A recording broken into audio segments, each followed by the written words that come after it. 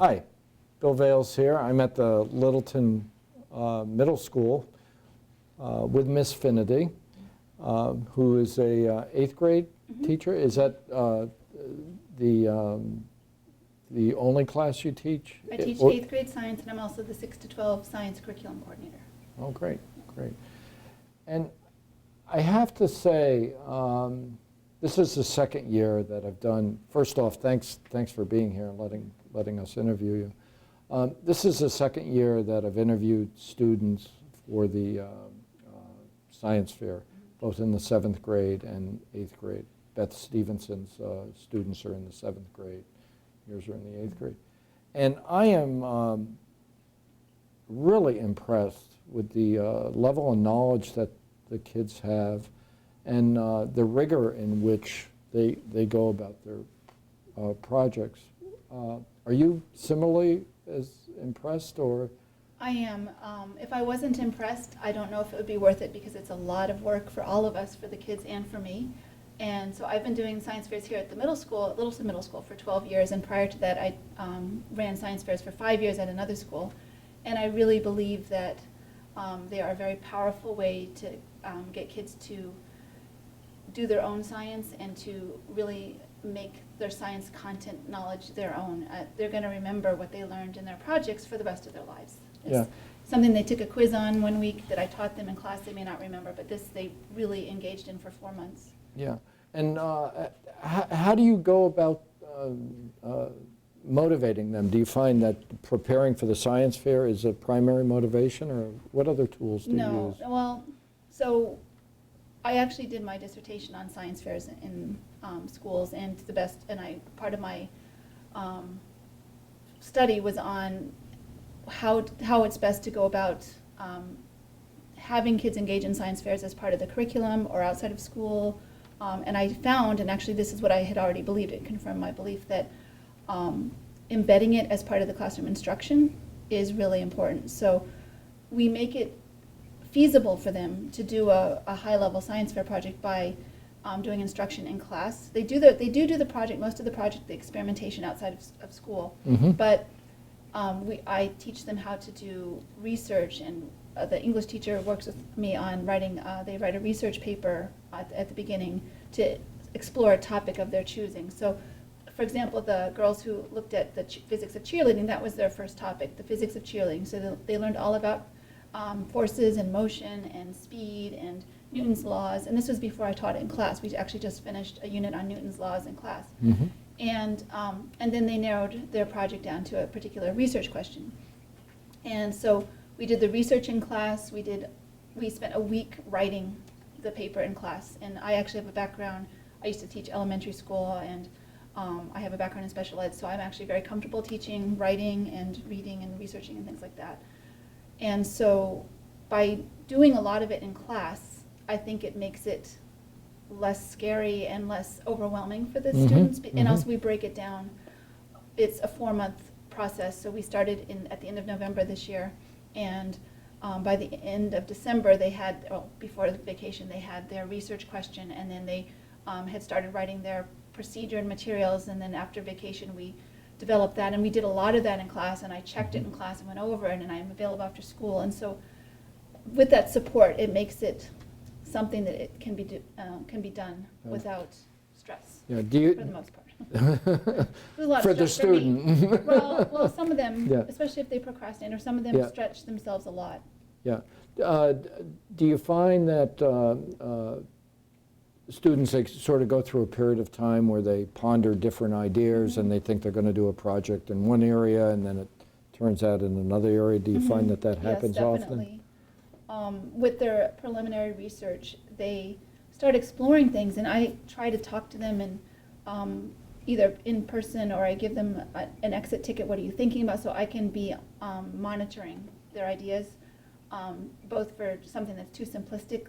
So I tell them you can't compare paper towel brands. That's too simplistic for an 8th grader.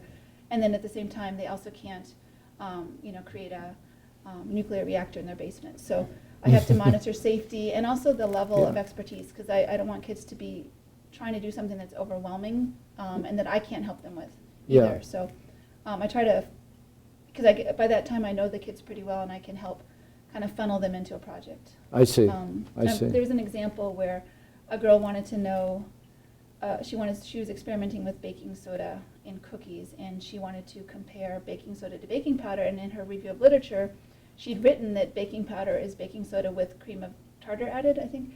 And I said, well, you already know the answer, that it already has baking soda in it. And so I talked to her about looking at cream of tartar being an acid, and then she actually did her project on comparing the effects of different acids in cookies on the rising height of the cookies. So it turned into a much more powerful and interesting science fair project for her. Yeah, very interesting. The vinegar cookies didn't taste good. Yeah, I bet they didn't. Yeah. Yeah. What school did you go to, if you don't mind For me asking? undergraduate? Yeah, for undergraduate. I went to Cornell University. Ah, In my defense, I didn't even know it was an Ivy League school. I went from Arizona, and I read a book by somebody who'd gone to Cornell. So I Yeah. applied there and got in. Yeah. And went there. when I think of Cornell, I think of their great ornithology. I did take ornithology classes. My major was environmental science, so, I see. and actually natural resources. Great. So I took Great. an ornithology. I actually love ornithology and botany too. Yeah. Ms. Finnerty, one of the things I've noticed with the students that I've interviewed is that their science knowledge seems to be built up commensurate with their ability to write and present information. I mean, this board is a good example how the information is very well organized. It's not overly complex, but provides a lot of data. So do you try in your teaching to sort of bring forth all those talents, you know? Yes, like I mentioned earlier, I have a background in elementary school, and so I really facilitate the process. And one of my goals is they know how to write a lab report, and we do it piece by piece by piece, and I give them an example. So I have examples for everything, and then I have a rubric and directions, and we spend some time in class going over it, and then they bring in their first draft, and they have a checklist that they go through, and then I'm after school a couple times a week, and so kids come in, and I will help them with the formatting. A lot of science writing is formatting and clarity and writing in third person and being succinct. Yes, yeah. And so I think I'm very pleased with how I think they all gain a lot. And this is part of the Common Core also, is to be able to read about scientific information, and also to write about nonfiction or scientific content clearly, and to also make an argument. So their conclusion basically is an argument about whether or not their data supports their hypothesis. Yeah. Yeah, it's very, I mean, it really comes across when I speak to the students that they can communicate very succinctly, and there really isn't any fluff in what they're saying. We talk to them about their project, their hypothesis, and that's what they answer. And they really stick to the scientific method, and that I would think is a direct reflection of the way that you teach. Well, I teach them that there is no one scientific method. It's, sometimes you have to go backwards, and if, Lee pointed out earlier, so they do their background research and they have to change their research question. They start the procedure, they have to go back and revise it because it didn't work. And so we do go through what we'd call the scientific methods step by step, but at the same time there's also regression and having to fix things and maybe go off in a slightly different direction. So one of my catchphrases is real science is messy, that it's not always neat and doesn't always support your hypothesis. And I tell them that if your data does not support your hypothesis, sometimes you can learn more than if it did, because if it did support your hypothesis, you just say, oh, well, I was right, great. But if it didn't, you have to figure out why. Yeah. So they do learn a lot, and they gain a lot, and they have to I push them to think. And I really do value the science fair, and sitting here talking to you right now when I've been extremely stressed about the science fair coming up and have loads of stuff to grade and kids that are trying to finish at the last minute, makes me feel better because every year, by the time the science fair comes along, then I realize, okay, this is why I do this every year, because it is a lot of effort and work, and for the kids and for me, but it's so valuable. Yeah, it really is valuable. I can see the value in it. I can see how the kids develop. I actually see quite a difference between the 7th and 8th graders. Quite frankly, I'm blown away when I talk to the 7th graders, which happen both years, and then I come to the 8th graders, and it's like you can see the difference. Mhm. You can really see Well, the they're a difference. year older, they're more Yep. mature, they're more poised, and they've done it before. So Yeah. Beth Stevenson has the more difficult job because she has to start them from scratch. And in the past, we sometimes have had some 6th graders do this for enrichment, and we've had a new science teacher. She hasn't gotten to that yet. I'm going to encourage her next year to support that, but it's usually only about 5 or 6 6th graders. But you can see the difference in those kids when they go to 7th grade because they've had a year of experience. Yeah. Do the students and do you get support from the families of, Mhm. of the students in the projects and what you're doing in general? Oh, yes, of course. And one of the parts that they have to write in their conclusion at the end is an acknowledgements.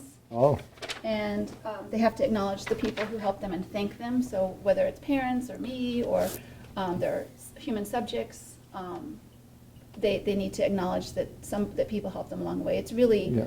important to get support. And kids who don't have support at home, we support them here. The special ed teachers support them.